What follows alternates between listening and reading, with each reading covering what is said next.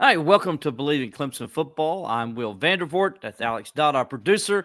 Thanks for joining us today as we get you set or review Clemson's win over Pittsburgh over the weekend, and also get you set for the Clemson Citadel, even though I think most everybody's really probably not as excited about playing the Citadel this week. Hey, Alex? another school in the state lost to a worse Citadel team a few years ago, so you can't overlook these games.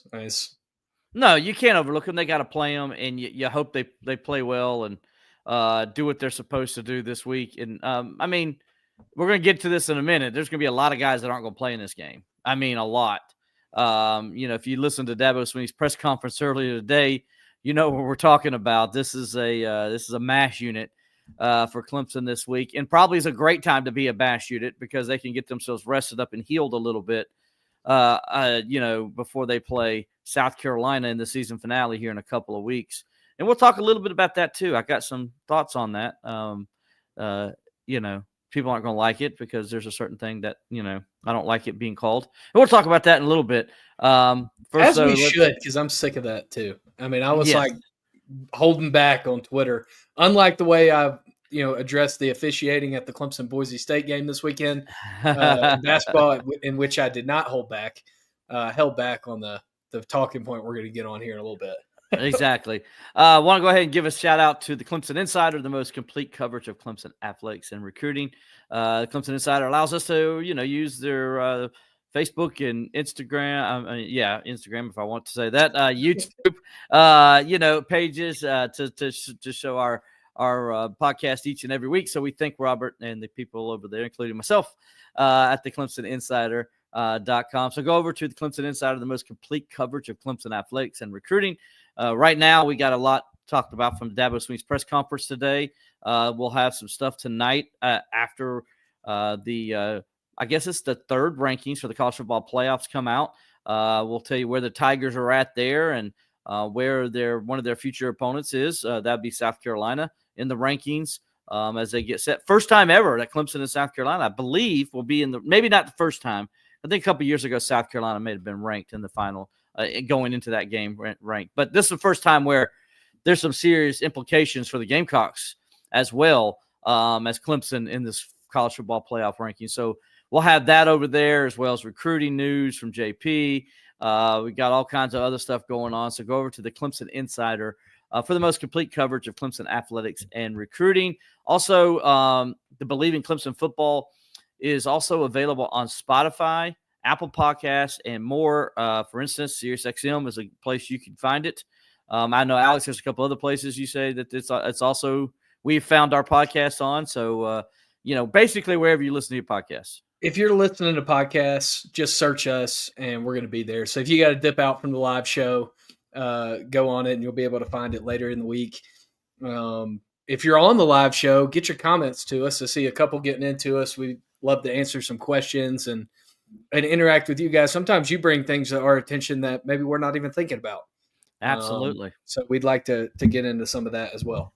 Absolutely. Working on some guests for next week's show leading up to the South Carolina game. You'll want to join us next week for that. Everybody who knows me knows how much I love the Clemson-South Carolina rivalry and the history of it. And so we got maybe a special guest that you guys are going to want to listen to. And so please join us next week for that as we'll be talking everything Clemson-South Carolina. And get you ready for that game next week. Won't talk much about the Citadel.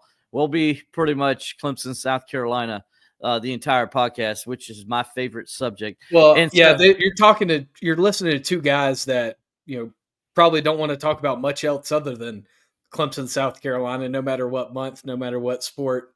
So we're definitely going to talk Tigers and Gamecocks a lot today. Exactly. So, hey, if you want to talk a little bit about it today, leave your comments if you're watching us live on YouTube or on Facebook, or on Twitter or wherever you're watching us right now. Leave your comments. We'll get to them and we'll throw them up here on the podcast and try to answer your question or at least talk about your comment. We appreciate you guys as always. On the show today, we're going to be talking about Clemson's 24-20 victory over Pitt on Saturday. We're also going to look at the injury situation for the Tigers right now. It doesn't look very good as we head into this Citadel game. We're going to talk about Cade Klubnik and his late heroics to lift the Tigers to victory and what kind of season he's having. Also, we're going to talk about TJ Parker and his record-setting day, in case you didn't know why it was a record-setting day. I was as surprised as anybody when I read the game notes because the game was so tight. I didn't realize he had set a record or tied a record, I should say. But we'll get into that. It was the late adjustment that led to it. There was a Sunday adjustment that led to the record. So that might have been part of the reason you missed it on Saturday. Exactly. So also, Dabo doesn't know what targeting is anymore, and neither do I. I think I'm with Coach Sweeney on that, and we'll talk about that a little bit more. And unlike Coach Sweeney, we can go into it a little bit deeper than he can. There's some things he wanted to say that he can't because he's afraid he'll get fined, and that's going to be part of my rant today. And then Sweeney also not happy with the refs. Imagine that. It's going to we go from the targeting to that because there was another call in the game that just was stupid. I tell you what, Alex, before we get too far down that, and of course we'll also talk about Clemson's game against the Citadel and why you do not call it the Palmetto Bowl. I'll get into that as well in this podcast. But Alex, I won't start this way, but I just wanted to mention, since I did use it, I said to JP, JP noticed, he says, did you notice the head official's mustache? And he made a comment about his mustache and from the game the other day while we were at Pitt. And I just laughed. So then later on, as everything went bad, I said, JP, this whole game started with that mustache. That's how bad things are. It started with the mustache. It was a bad omen. It should have told us what kind of day it was going to be from the officials and all. But we'll get into all that. But we'll first start off with Clemson's 24-20 victory over the Pitt Panthers on Saturday. It's Clemson's first win at Pittsburgh, which they've only played there twice against Pittsburgh. They've also played at Duquesne and won back in the 40s. But I don't think we're counting Duquesne as a major win in Clemson athletic history.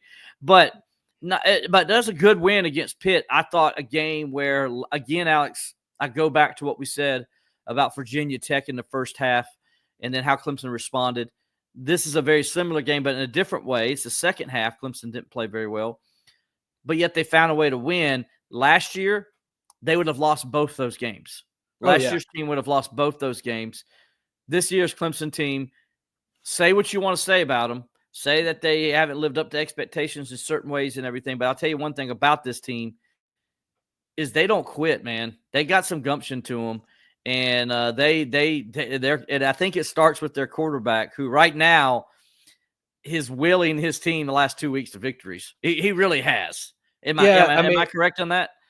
Yeah, absolutely. And I think too, you're seeing the player that Cade Klubnik is. I mean, this is who he was in high school. I mean, how many of us saw all the miraculous heroics and late game plays that he had in high school?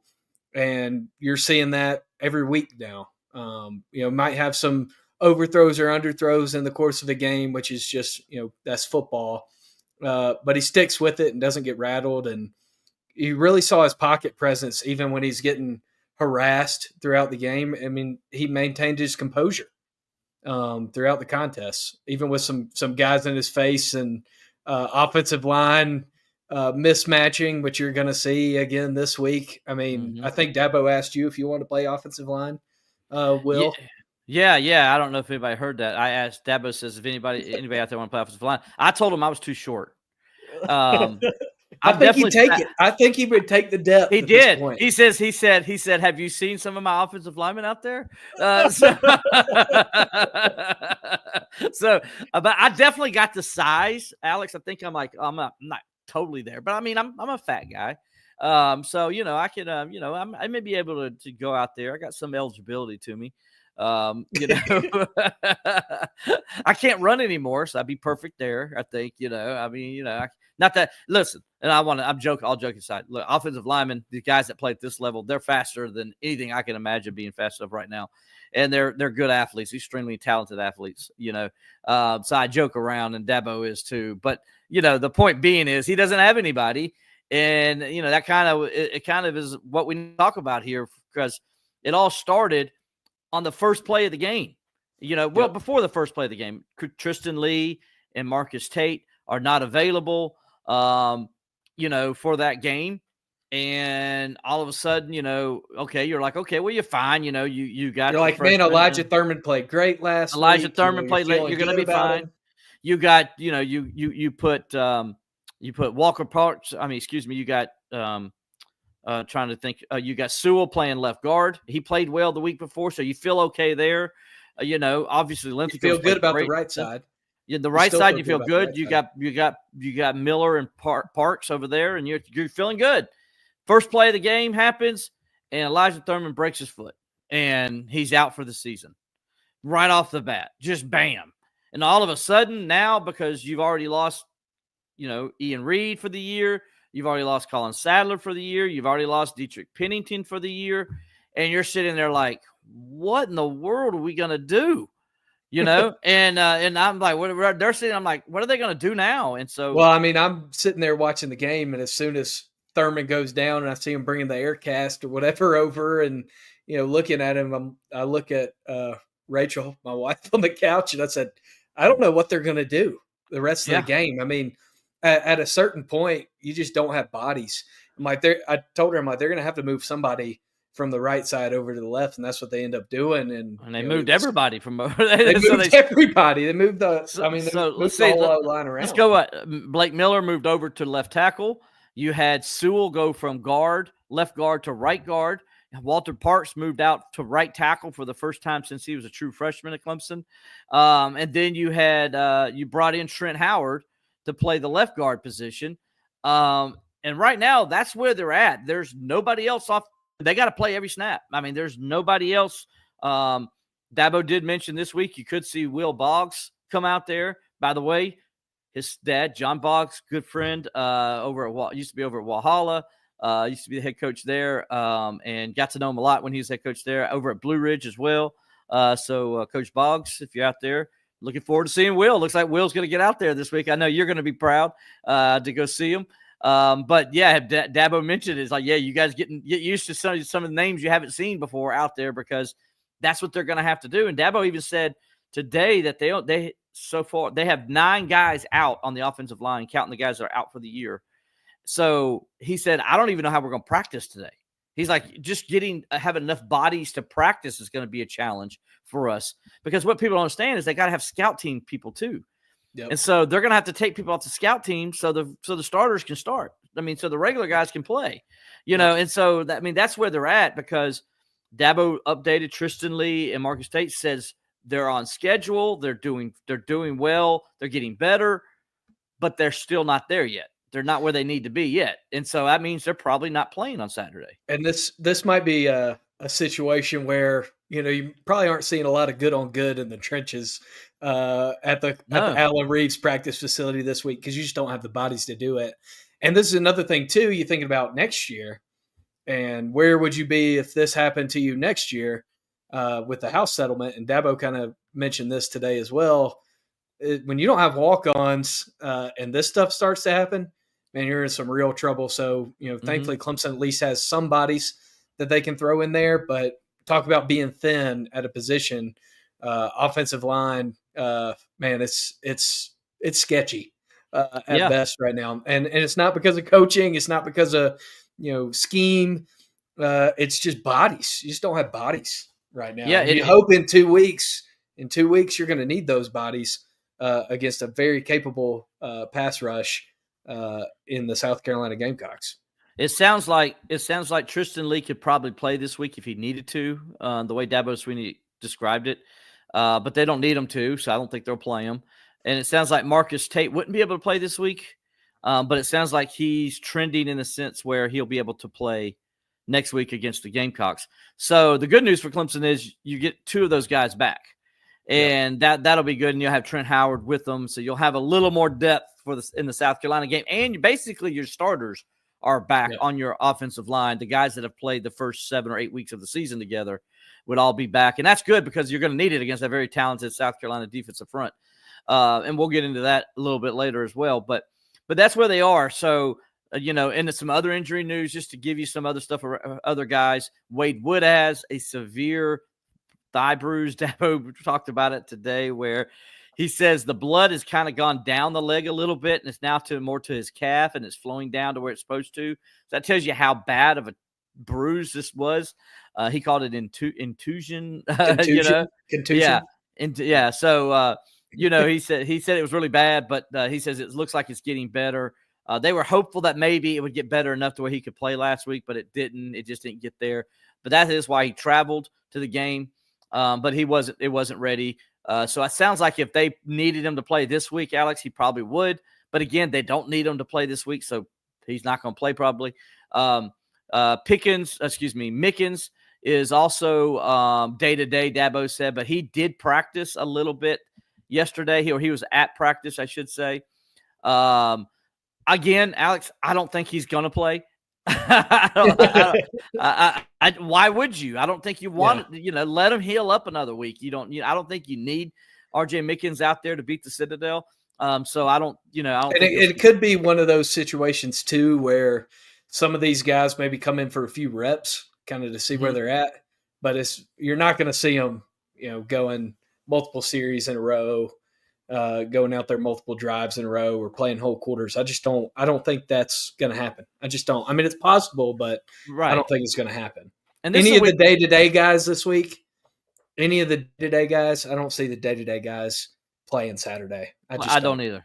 And I think you probably, I think you get guys like Peter Woods and them off the field, Barrett Carter, basically off the field as fast as you can, maybe get a couple touchdowns, get yourself a lead, and then start bringing in the backups at that point. I think you'll see a lot of Creighton. You're going to see a lot of Sammy Brown, obviously. You'll see a lot of Jamal Anderson.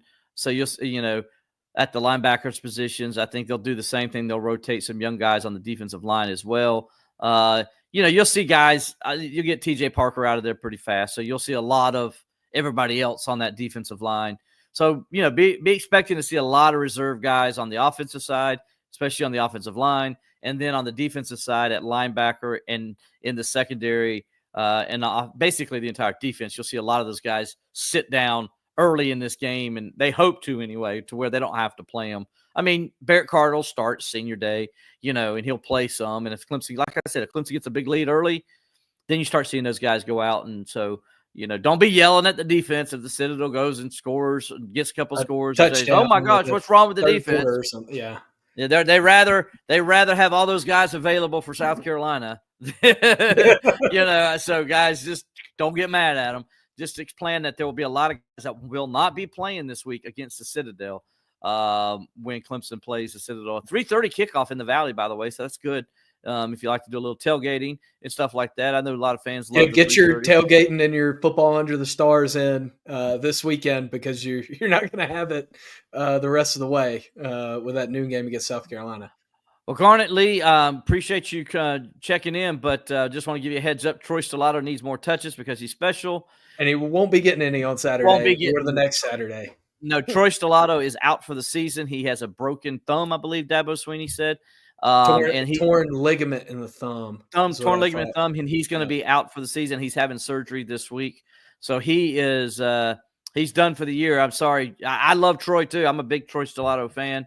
I hope him a speedy recovery. It's disappointing for him because he's had so many injuries already in his career, and it's just, I'm sure it's frustrating to him that he cannot go the entire season.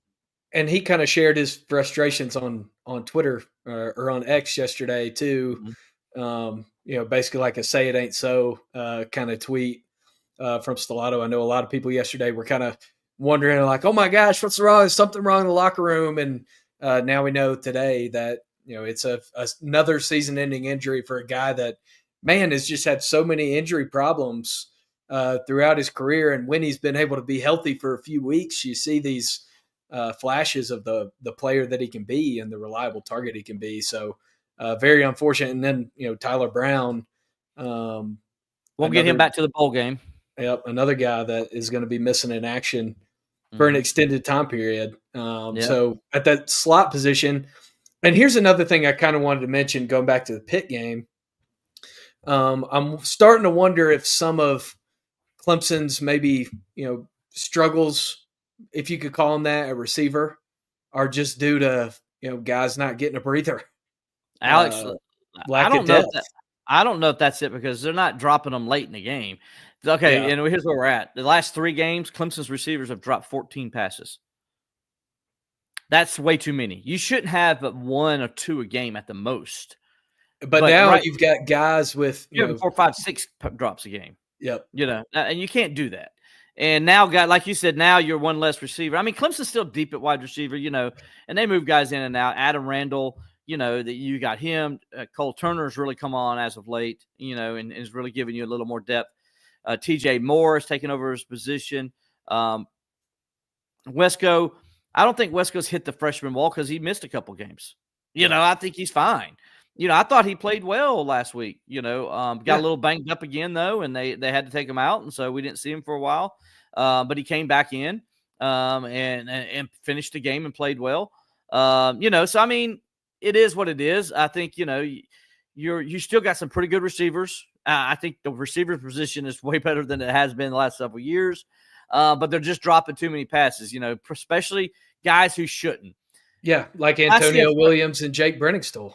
There you go. When I see a TJ Moore drop a pass as much as I hate it, or I see a Bryant Wesco drop one as much as I hate it, they're still freshmen. They're still getting acclimated and used to things and how the speed of the game is still not totally where it needs to be for them. But when you see veteran players every game dropping 2 to 3 passes a game, that's a problem. 2 to 3 big passes a game, too. Yes. It's not just a first down ball on an out. These are third down conversions. Well, third down or touchdowns. Or, touchdowns or field flipping plays.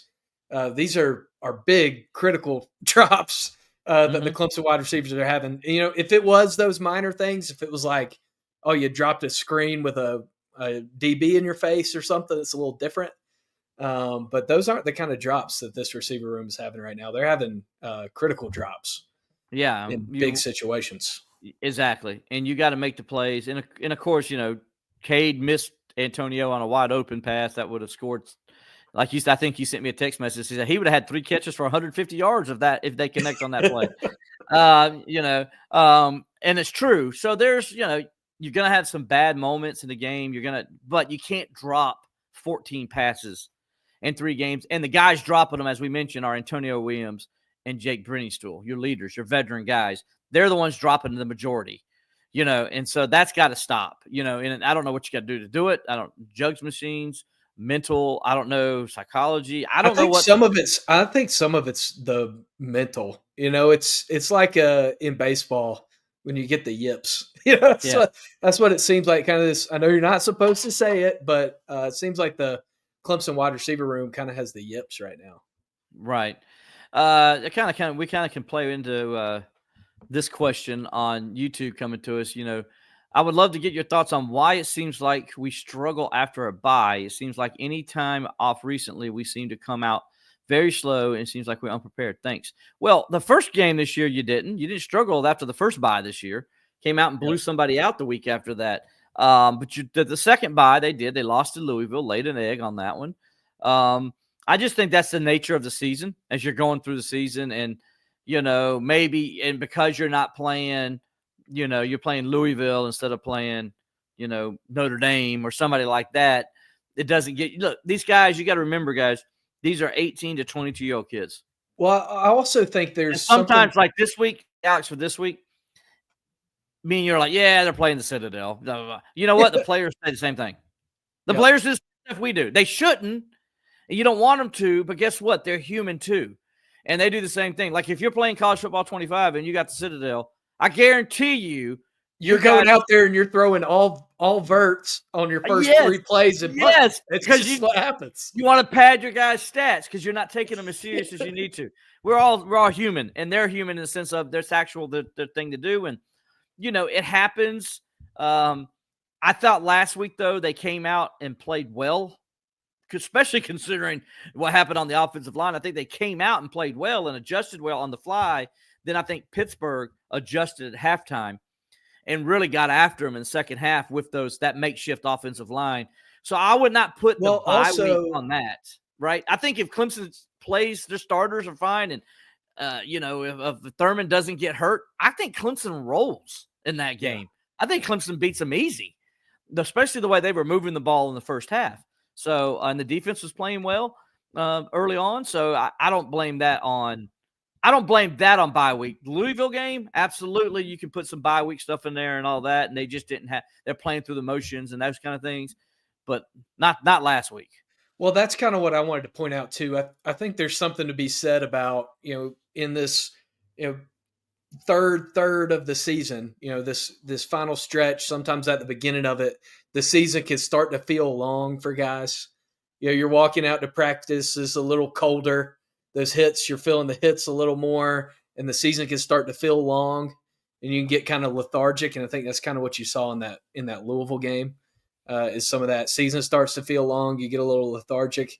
And again, it's the 18 to 24-year-old kid thing, where that's an issue. Is kind of what I wanted to say with the drops. I think it is kind of a sports psychology thing at this point in the year, more than it is a coaching point. I don't think they're not coaching guys to catch the ball, and they're not hitting the jugs machine. I mean, you go to the facility every Wednesday. I'm sure you see guys hitting the jugs. If you can see through the window. Yeah, there's guys. I mean, guys are out there practicing. They're trying to get better. Don't get us wrong, but it is what it is. It happens. You're gonna have bad days, but Saturday wasn't a bad day in that Clemson played bad. I thought Saturday was a bad day where just unfortunate things happen. You start off. You lose your starting left tackle, who isn't your starting left tackle. Right off the bat, and then you've already out one linebacker, starting linebacker, and the guy who replaces him gets called for targeting, and we'll get into that in a minute. And then you're down another linebacker, it's so bad that Barrett Carter's out there about to hurl, in the fourth quarter because he's played every single snap of the game, and Pittsburgh's no huddling and everything else, and he's trying to keep up with that fast, speedy running back they have in coverage. And actually, I thought Barrett did a hell of a job. I thought that is probably the best coverage game on running back side of the backfield that I've seen from Barrett Carter. And I thought that was a major matchup problem for him I did too. Coming into the game. And I think he may have made himself some money on Saturday with the way he was able to cover that guy in the backfield. Made a game-saving tackle. At the same time, so I'm not too worried about what happened against Pitt. I think it was impressive that Clemson won that game, and we'll get to that here in a second too. But hey, Dale Hughes, I think what you're asking here, Dale, was you were at the Steelers game in person, Steelers, and at the Clemson game on Saturday. He's asking me how was it? I guess I was at both, and it was wonderful. Let me just tell you, I was at both. First of all, the Clemson game, we just talked about that. That was great. It was a good crowd, about 50,000 there for the Pitt game. It was a good crowd. I tell you what, Pitt students now, I'm going to give them credit. Pitt students, they show up for that game. Well, we gave them credit. Games. We gave them credit in, what was that, 2021? For the way that they showed up in that game. And, man, it looked like they were there an hour early again. I mean, you got to get there. You got to get there early because it's not on campus. But man, they showed up in droves. They were ready to go. They filled up their whole student section. They were a good again. But Pitt is what it is. I was talking to some people around the city of Pittsburgh that lived there, and they were telling me like, we go to the Pitt games because they're Pittsburgh and we want to support them, but they're not like living and dying with Pitt.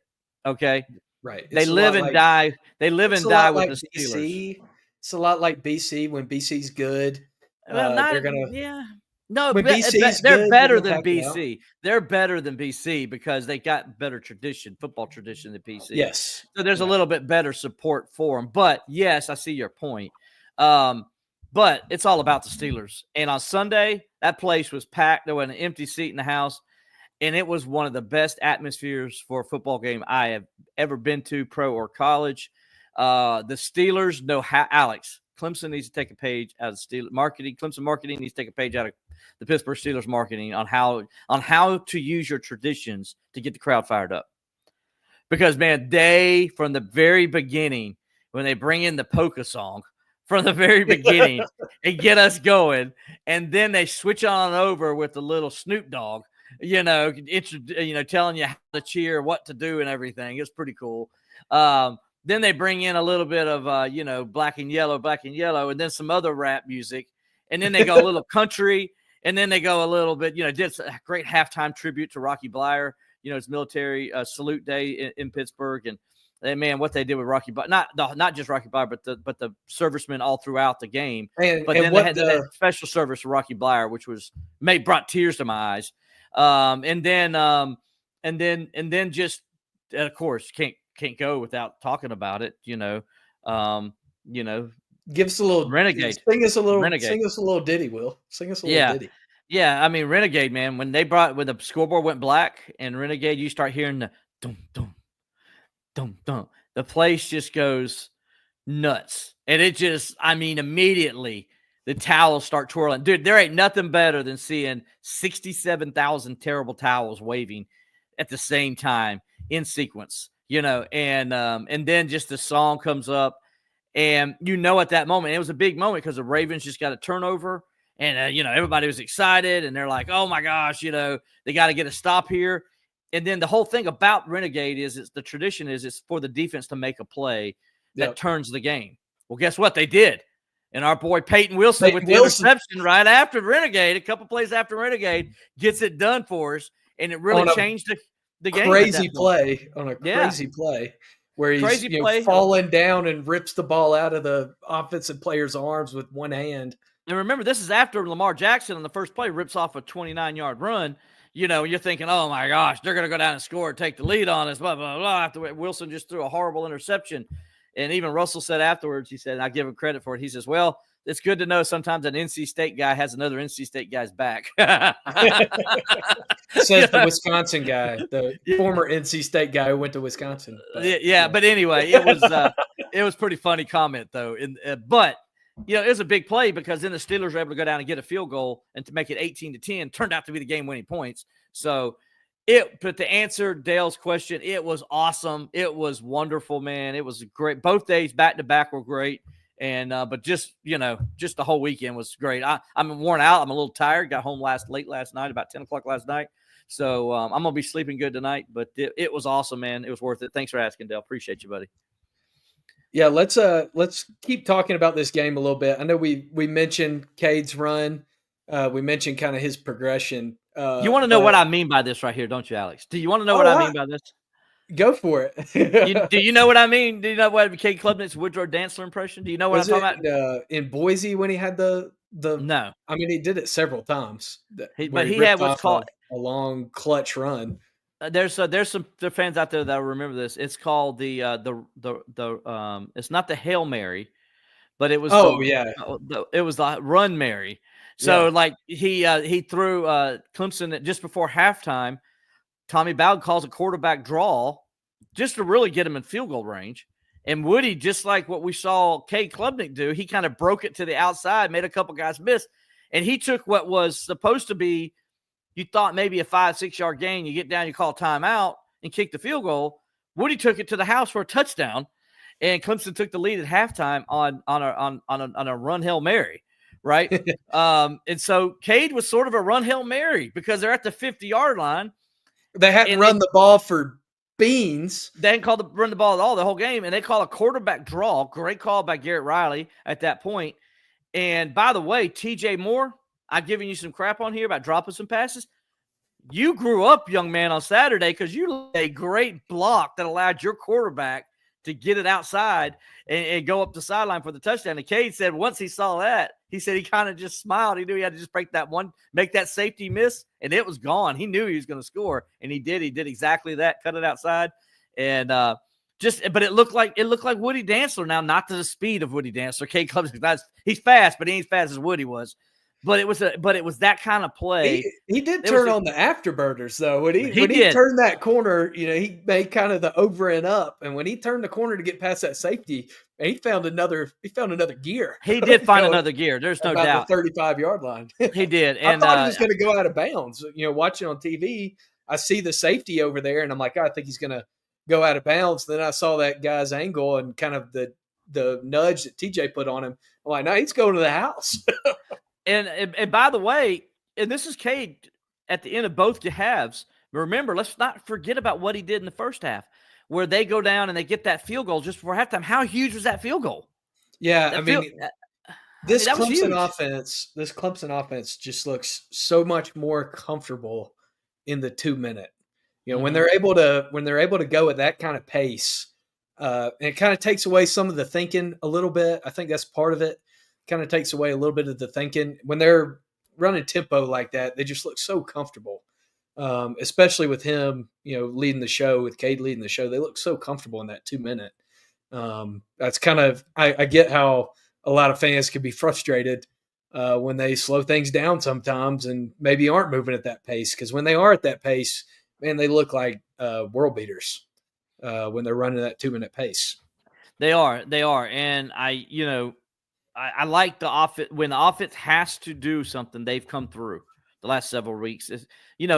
I know Louisville, they didn't look as good, and they made some bonehead mistakes and stuff like that.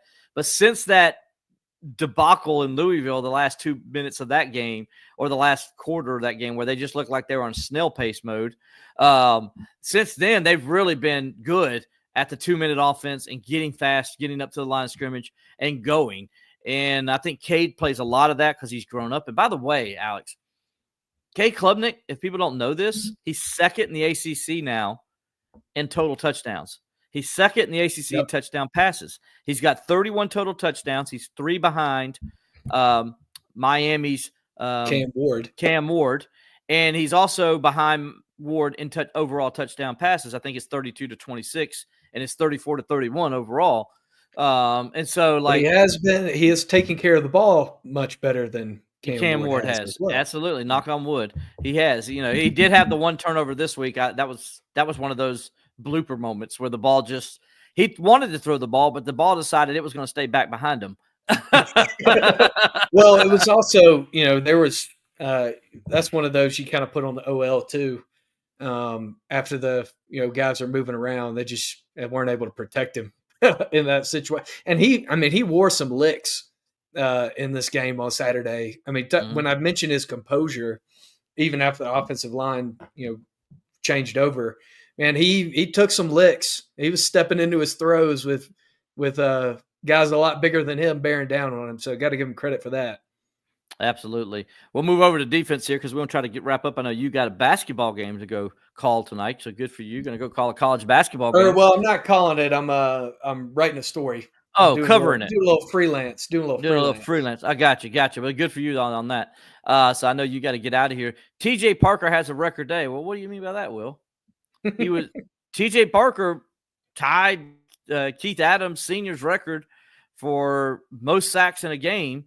He had 4, and he was named ACC Defensive Player of the Week and National Defensive Player of the Week because Alex, he came out, and I don't know if it's because they put big boy Peter Woods inside at tackle, and that caused I don't know what it was. Dabo said that had nothing to do with it. Dabo just said it's because he's a monster. That's what Dabo said. And so, but anyway, he comes out there, Alex, and just, man, it looked like a different TJ Parker out there. He was all over the place. He was just killing the guys. Yeah, I mean, he looked just like a man possessed in the game. It didn't matter who you lined up across from him.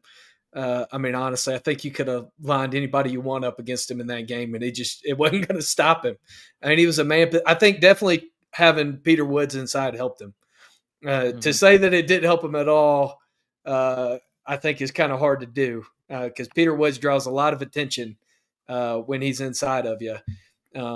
But, man, he took full advantage of the moment, and nobody was going to stop him. And when Clemson needed him to step up, he stepped up and made the play. I mean, that's just the guy he was on Saturday. And what also helped was I thought Lawson and Cade Dienhoff also stepped up and played well. And how about old Dienhoff, man, getting a sack? He got one. He got one. Got so close, and he almost didn't get it, but he got there in the nick of time and got it. He did. Big day for TJ Parker. Big day for the Clemson defensive line. Clemson had 16 tackles for a loss in the game. Had 7 sacks, I believe. 8 sacks, I believe. It was 8, I think. That's what it finished with. So a great game for the Clemson defensive pass rush. Now, granted, I know a lot of people are like, "Oh, the secondary was awful," and I didn't think the secondary was bad. I really didn't. They didn't give up any long passes. They did give up some first downs and stuff like that in key moments, but they didn't give up anything over the top. There wasn't any long touchdown passes or anything like that happened to them. I think Ashton Hampton is really coming along, and then I feel like Avion Terrell maybe got a little slandered by Clemson Nation on Saturday. Yes, I think so too. I mean, he had the PI, which you hate to see, but it's one of those situations where it's like, you want the PI or do you want a touchdown? That's right. Kind of the situation there, and I think he did what he needed to do for the most part. He did what he's coached to do. He did what he's coached to do. He went ahead and made the decision. I'm not going to let the guy score on me, so I'm going to pass interfere here. And I'd rather be that all the time. I'm 100% behind that decision, especially in college football where it doesn't hurt you, where it's not going to be, it's not a spot foul all the time. Yeah. All the time, exactly. And I think the NFL needs to change that rule. I hate that rule in the NFL. It's just not fair because you're not guaranteed a guy's going to catch it, and especially in this day and age where they don't catch it as Clemson receivers. So Sweeney not happy with the refs. Speaking of the refs, Sweeney not happy with the refs. Dabo talked about the main thing that he said he was upset with the way the game was called both sides. He says there was calls that went both ways that were just unfortunate, he said. But one in particular, late in the game, Clemson's hanging on to the game was tied actually 17-17, and there's about 3 minutes to go in the game, and Clemson gets a big sack. Now on the way to the sack, D. Creighton, basically gives the quarterback an elbow to the face. I mean, it was clear as day what he was doing. It was clear as day what he's doing. But these officials were horrible. I can say it. Dabo Swinney can't say it, but I can say it. These officials were horrible all day long, and they were missing stuff all day. I mean, missing stuff all day. Whether it was throwing the flag and missing it or not throwing the flag and missing it, they were missing stuff all day long. They were just horrible. And they missed this one. And the play happens, and Clemson gets a big sack, and it looks like they're going to be third and forever. And then the player's injured, so the people got to come out. And during that, they're looking at the replay. The crowd's booing them and everything. And they look up at the replay, and they see, oh, crap, we missed it. Well, they didn't throw a flag, as Dabo says, Dabo said, I'm okay if they throw a flag after that, and then they come over and explain it to me. They didn't throw a flag. Nobody came and explained that to me. They just changed the call. And here's the other thing about that play in particular is the replay booth could have initiated a replay and called the flag that way. But it's not a replay. It's not a play to be reviewed. They could have, is what the rules expert came on the broadcast. Dabo assessed a target. Dabo said in his, maybe targeting they could have. Yeah, they could have, because it was forcible contact to the head or neck area. They could have initiated the call on replay, but they didn't. That might be the most egregious part of the play. They could have initiated by replay. They didn't. They changed the call on the field because they saw the board. So it was like egregious all the way around. Yes, and the other part of it too is, and they never dropped the flag. That's the thing. They never dropped the flag. They just changed it in midstream. And Dabo's like, what the heck? Right when they announced it, I saw Dabo over there like, what just happened? The guy announces that Dabo just lost it, as he should, because. And this is several times across all of college football that we've seen this year, where the crowd initiates a flag call, which, hey, if you're a fan and you're going to be in Death Valley the next 2 Saturdays, man, if you see something that you thought should have been a flag and there's a stoppage, man, boo. Yell and scream and boo and cuss or whatever you got to do, because there's a chance now in this world of college football, apparently, if the crowd yells loud enough. Just don't throw anything on the field. You're better than that, said Dabo Swinney. You're better than that. No throwing stuff on the field. You are, and I still think that if you threw stuff in the last game that you should not be in the stands on Saturday. But Jim Clements never said anything about it. So that's true. That's kind of where we are. And that kind of brings us to Dabo doesn't know what targeting is anymore. And Dabo, I don't either. Who does? Because I'm going to tell you, if I'm not saying what Sammy Brown did was targeting or not, because I don't know what targeting is, because what Sammy Brown did wasn't even close to being as bad as what the Miami Cal game showed us.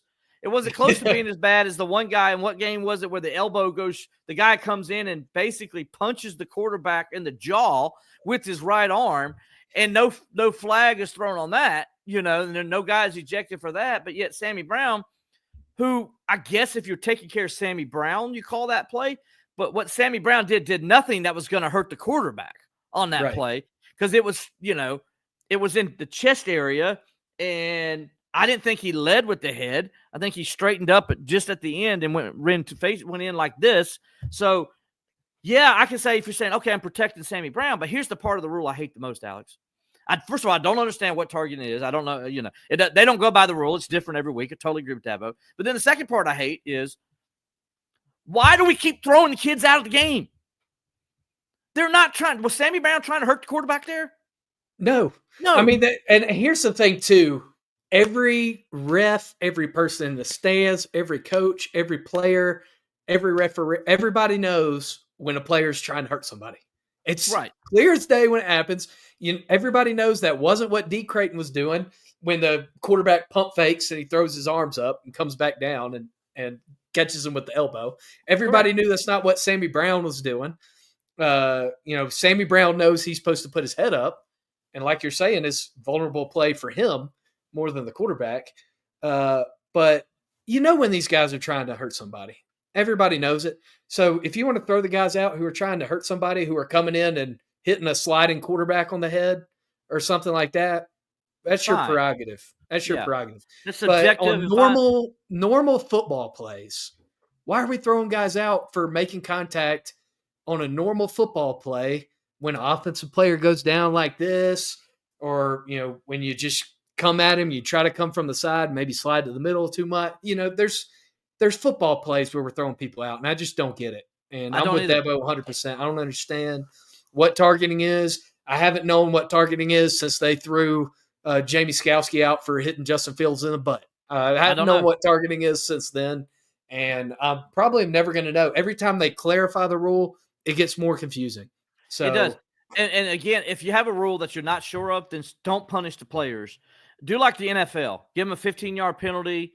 Maybe they get a warning, and you say the next time it happens, you're out of the game. But don't throw a kid out because he's playing football. They only get 12 of these. This is all they get. And you're going to throw them out for a whole game and then go miss part of another game just because you don't really know what you're looking at? Yeah. I mean, come on. Give them the 15-yard penalty. I'll live with that, and I may not like it, but I'll live with it. But I can't live with you throwing kids out of the game when all they're doing is playing football. They're not trying to hurt nobody. There's no intent there. Normal football plays. The game has got to stop doing this. It has to be stopped. I'm tired of it. I'm just tired of it, Alex. I'm tired of it. Just like, what else I'm tired of? This Do not crap. call it the Palmetto Bowl. It's not the Palmetto Bowl. It's Clemson, Carolina, or Carolina, Clemson. Yes, it's coming up in a couple weeks here. I know Clemson fans are not happy that it's a noon kickoff. I'm hearing that. But, guys, you're in a better time slot. More people are going to watch you because you're not going up against the 8 o'clock ABC game, okay? Yep. You're in a better time slot. People are going to watch you. It's going to be it's a top 25, top 15 game maybe, top 20 definitely. We'll see. But please, for the love of God, if you're a Clemson fan or a South Carolina fan, do not call it the Palmetto Bowl. It is not the Palmetto Bowl. I'm tired of it being called the Palmetto Bowl. It is Clemson, Carolina, if you're a Clemson fan. It's Carolina, Clemson, if you're a South Carolina fan. That's what it's called. I hate some marketing people came in here because they got their Palmetto series that nobody really cares about. Not anybody cares about it. Nobody's like, oh, my gosh, we won the Palmetto series this year. We're so excited. I ain't heard one Carolina Clemson fan brag about that. No, they care about this game. And all they did is they took this game and they kidnapped it and said because they want it to be part of their Palmetto series to make it stand out. And they said, we'll call it the Palmetto Bowl and we'll give it this trophy. And no, you can give it a trophy. I don't give a crap. Give it the trophy. You call it the Palmetto Tree Trophy. I don't care what you do. You don't call it the Palmetto Bowl because it's not a bowl game. It's the Carolina-Clemson rivalry. It is one of the best games in the country. It doesn't need to be called anything else because there's hatred there. It was born out of hate. This whole rivalry was born out of hate because South Carolina sucked at agriculture. And Ben Tillman And said, Pitchfork Tillman said, I'm we're tired going of to it. make I'm a new tired of this. school. We're going to make a new school. We're going to take agriculture from South Carolina, and we're going to do better than they are. And they did. And they almost put South Carolina out of business. And that's why South Carolina's bitter about it. And that's where Clemson is bitter about it. And that's why it's born out of hate. And it is what it is. It has nothing to do with football. It has nothing to do with some stupid bowl game. Stop calling it the Palmetto Bowl. I'm tired of it. I hate it. I've said my piece. I will probably complain about this next week too. Yeah, like I said, I almost responded to several Clemson reporters on Twitter with corrections that it's Clemson, Carolina, Carolina, Clemson. Anybody that grew up in the state knows that. Nobody that grew up in the state ever called it whatever the Palmetto Bowl is supposed to be. There's no palmetto trees in upstate South Carolina unless they were planted in the botanical gardens. There's definitely no palmetto trees in Columbia. And there's no trees at all in Columbia. I promise you the Broad River is not giving you enough water to put a palmetto tree in that sand hole in the middle of the state. So stop calling it this. All the palmetto trees are in Charleston. If Charleston, Southern, and the Citadel want to call their football game the Palmetto Bowl, they can because they have palmetto trees. But I don't get it either. No. Stop calling it that. I'm tired of it. I've written columns on it already many times. I'm using this. I've used it on this platform. I've said the same thing, and I'm saying it again today. Hear me now. Listen to me later. Please do not call it the Palmetto Bowl ever again. I'm just tired of it, and I try to tell the new reporters when they come in, don't call it the Palmetto Bowl. And I know one day I'm going to retire and I'm going to lose this war, but until I'm going to go to war, I'm going to go to battle. I will carry the torch for another 20 years after you retire. Well, thank you, buddy. And then I'll give it to somebody else after that. The new college football playoff rankings are out, by the way. Cool. Clemson. Breaking news here on the show. Breaking news. Clemson coming in at number 17 behind Deion Sanders' Colorado Buffaloes. And South Carolina is at number 18. Why? How many?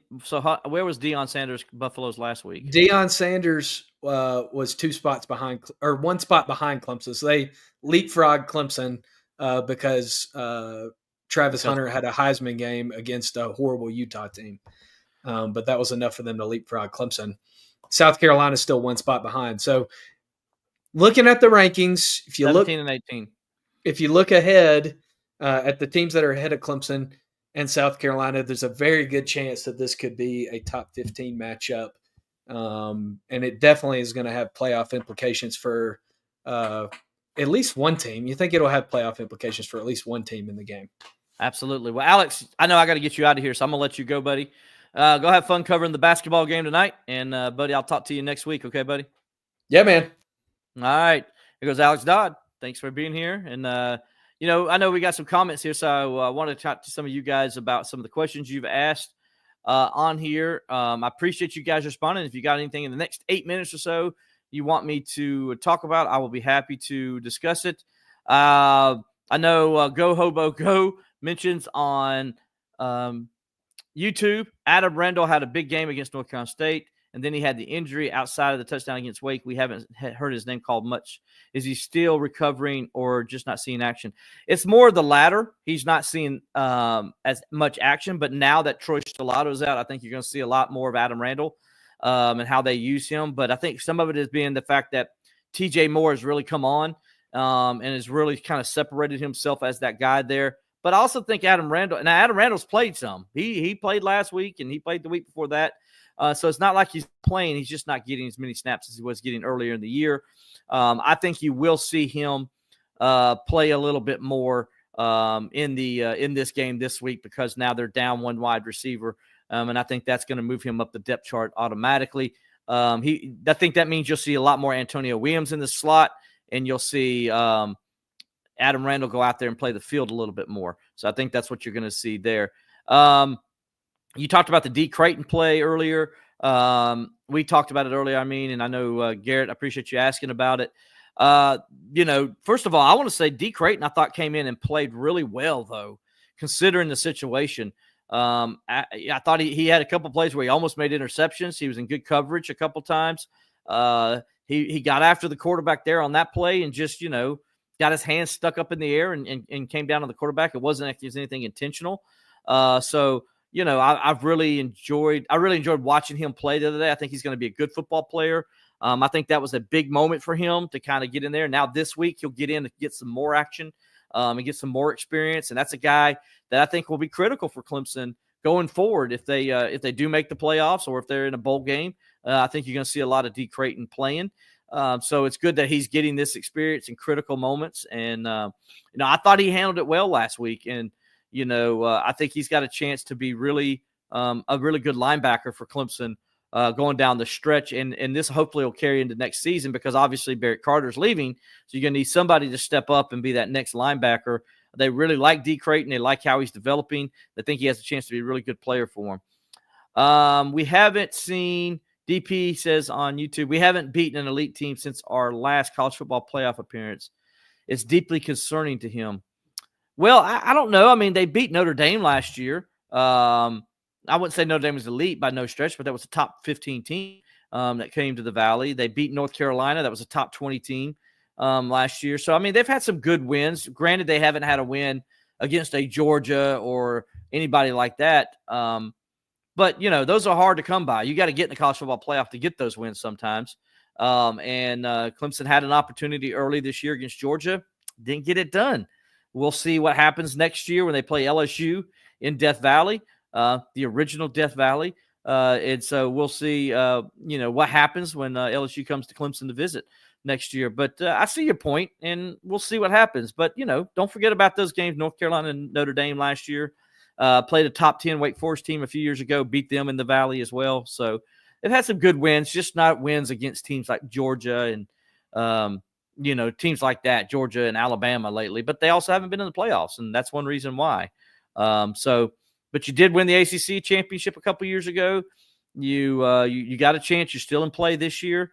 By the way, I know somebody asked me earlier, the situation with Clemson, what are the scenarios? I'll give them out again to you. The playoff scenarios are this. I mean, the ACC championship game appearance playoff scenarios are this. The most common one is Miami lose and Clemson's in. Then if that doesn't happen, SMU has to lose their remaining 2 games, conference games, and Clemson's in. Or if SMU loses to Virginia this week, and Louisville loses to Pitt this week, and Virginia beats Virginia Tech next week, then Clemson's in as well. I know that sounds complicated, but why that's the case, if there's a 3-way tie with Clemson, Miami, and SMU, in that scenario, Clemson gets in because Virginia would have a better conference record than Louisville. But if Louisville beats Pitt this week, then that one's off the table, and Clemson's going to need SMU to lose both of its final 2 games, and then also or Miami to lose just one of theirs. I think the game that you need to pay attention to is going to come down to is Miami versus Syracuse. I really believe that. Now, I'm going to be pulling for Wake Forest, obviously. We'll see what happens there, but I just don't think Wake Forest has the manpower to go down there and beat Miami at Miami. But they do. But Syracuse does have the manpower at Syracuse to get the job done. And Syracuse would love nothing more than to spoil a championship appearance for Miami and be an underdog like that. So I think that'll be, that'll be good for Clemson in that sense. Let's see what else we got here.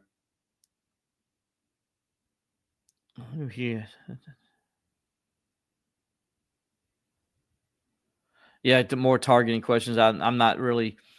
Again, I don't understand what targeting is when I look at it. I can't tell. I mean, I think something's targeting, but then again, I'm like, okay, but that's what happened in this other game, and they didn't call targeting. Why are they calling it here? It's kind of where I was with Skowski, listen to me. It's kind of where I was with Sammy Brown the other day. I wasn't 100% sure that he should have been called for targeting there.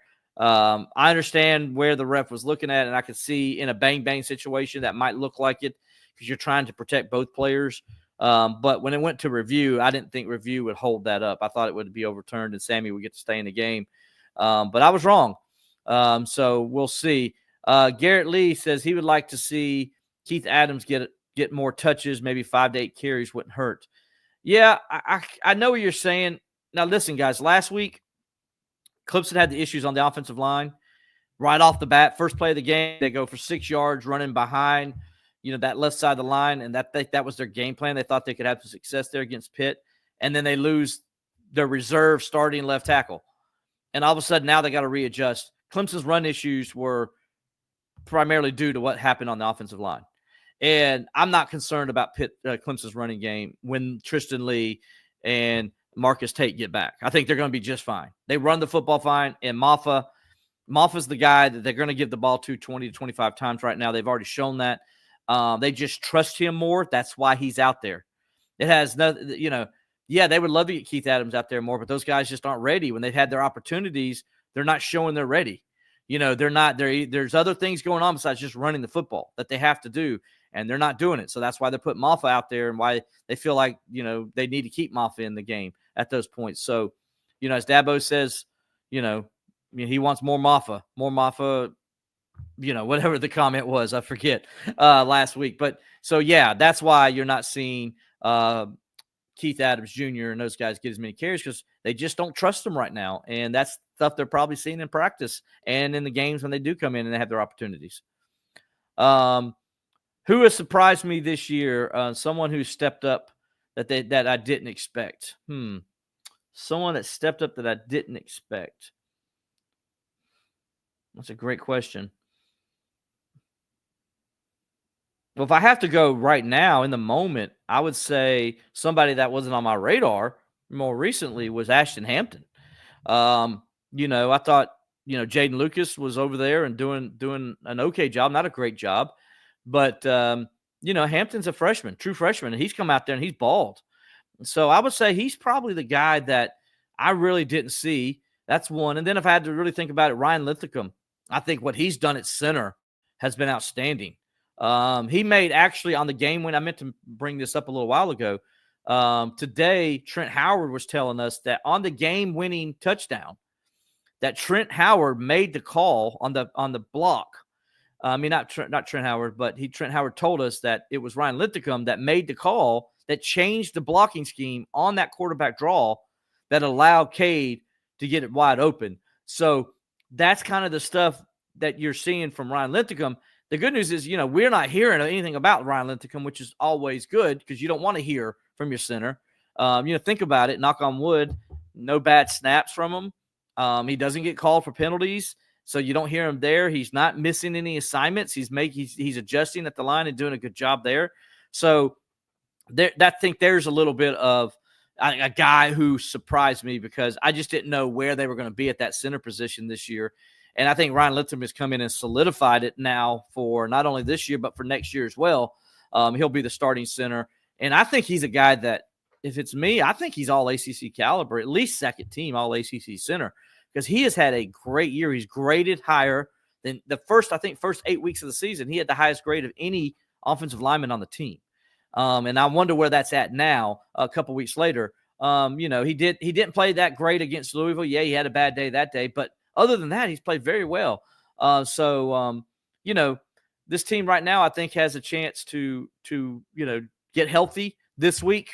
And then next week, they get ready for South Carolina. It's going to be a big game as they play the Gamecocks in the annual Clemson South Carolina game.